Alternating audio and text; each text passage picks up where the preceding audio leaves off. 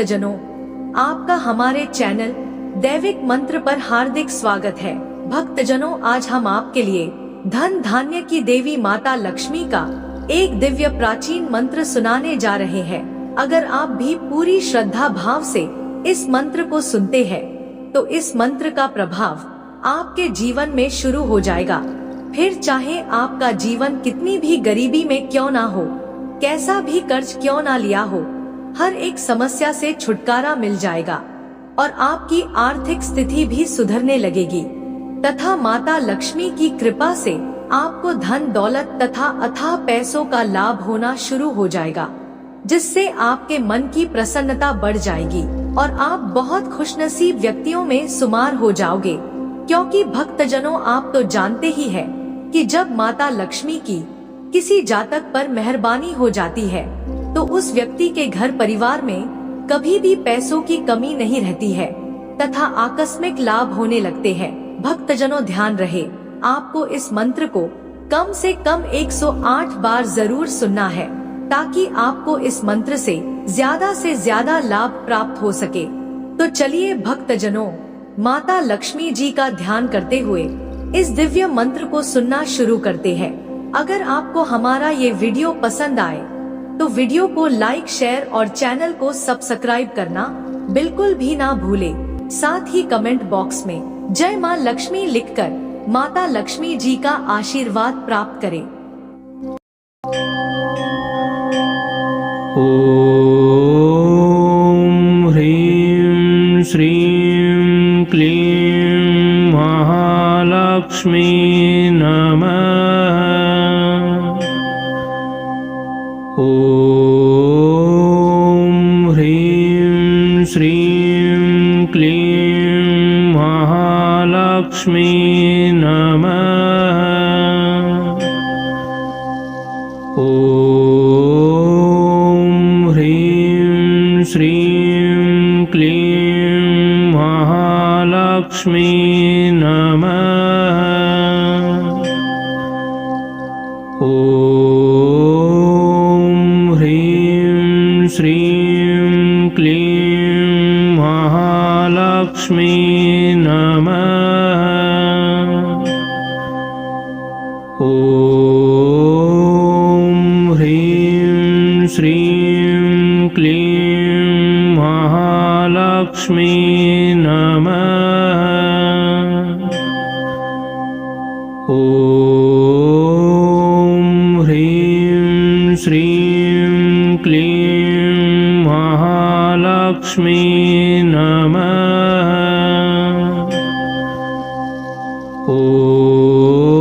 ओम ह्रीं श्रीं क्लीं महालक्ष्मी नमः। ओम ह्रीं श्रीं क्लीं महालक्ष्मी नमः। ओम ह्रीं श्रीं क्लीं महालक्ष्मी नमः। ओम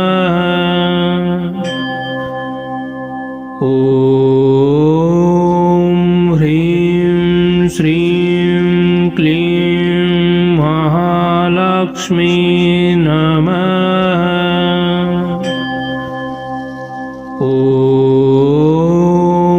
ह्रीं श्रीं क्लीं महालक्ष्मी नमः। ओम ह्रीं श्रीं क्लीं महालक्ष्मी नमः। ओम ह्रीं श्रीं क्लीं महालक्ष्मी नमः। ओम ह्रीं श्रीं क्लीं महालक्ष्मी नमः। ओम ह्रीं